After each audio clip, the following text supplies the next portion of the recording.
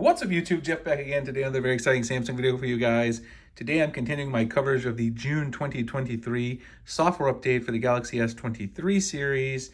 And today I'm going into a couple of questions and comments that I've gotten from people about the update, answering them, and also trying to get some feedback from you guys, particularly those of you who have gotten the update already. So stay tuned so you guys can hopefully give some feedback in the comments and help out other users as well. Before we get started, I want to thank my son Jonathan, always giving us a dinosaur to hang out over here. Today we have the Dilophosaurus, so highly appreciate Jonathan doing that today. And then also want to remind you guys about a couple of other things going on with the website. We have Samsung Unpacked next month. I'm doing mystery boxes again, 100% free if you're in the US. Fold 5, Flip 5, Galaxy Watch 6, also the Tab S9 Ultra. All you got to do is use my Samsung link to order, and then we cover shipping. You get a case, a phone stand, you get a cleaning kit. There's other goodies like Amazon gift cards. Check that out. And then we also have a current promotion for everyone here in the US where you can get a free smartphone case from the channel. Check out the details in the pinned comment description, how you can get a free smartphone case from me, just like my beautiful Kadabe sheath in forest green that I have on the S23 Ultra today. So let's go ahead and talk about it. The first question that I've gotten from quite a few people, which is something I want to clear up because I think a lot of people don't know this, is that some people are asking about, did Samsung remove the ability to switch off 5G and prefer 4G LTE networks when you're on mobile data? Now, the answer here is no, this update did not do that. But if you are in the US at least, and I think in other regions as well, depending on which carrier you're using, the carrier kind of decides whether or not this option is there. And so on your Samsung phones, you'll notice that that option will either be there or not, depending on which carrier you're using. Now, I have a whole bunch of SIMs. I switched my primary SIM, which is a Mint Mobile SIM, between my Fold 4 and my S23 Ultra. Today, to show you guys this really quickly that it's missing here, I put a Verizon SIM in my S23 Ultra.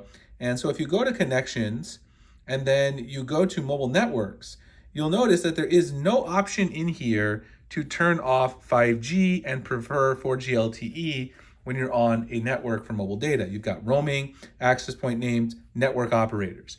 That's it. Now also, I'll show you as well, this actually looks different. Here's an AT&T Galaxy S23 Ultra that I was sent. If we go here into the settings, connections, mobile networks, you'll notice the menu actually looks quite a bit different. This is a really annoying thing about carrier locked versions here in the US. They differ from the unlocked versions. And also, if you put a different SIM in the unlocked version, some of the options for mobile networks change as well, which is what I'm talking about today. You've got mobile data, international data roaming. 5G standalone, you'll notice, is grayed out. You can't do anything with this. Access point names, network operators, and mobile network diagnostics. Now, this is an AT&T locked S23 Ultra. Now, check this out. Here is an unlocked Galaxy Z Fold 4.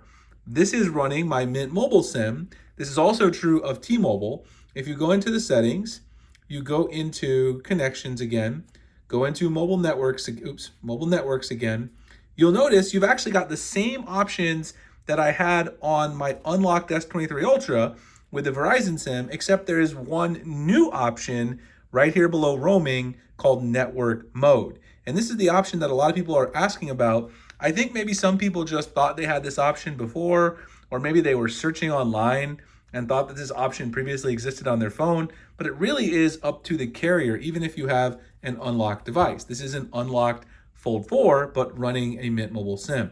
So you see you can do 5G, LTE, and all the others, or you can just turn off 5G and go LTE, 3G, and 2G only. You can actually go all the way down to 3G or 2G only. A lot of people like this because 5G tends to have this weird thing where it's not as reliable as LTE still.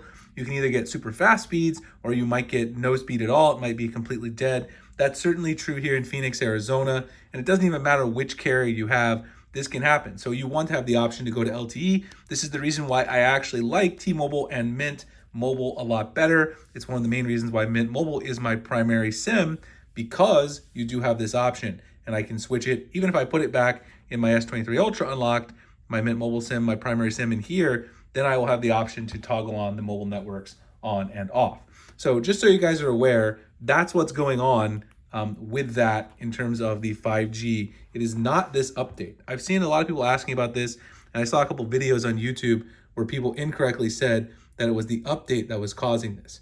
Now, the other question that I got in a comment that I wanted to share with you guys about this update that I actually don't know the answer to, someone commented here, according to a video that Louis Rossmann recently did, he's a popular YouTuber that vlogs a lot about tech, but about other stuff too.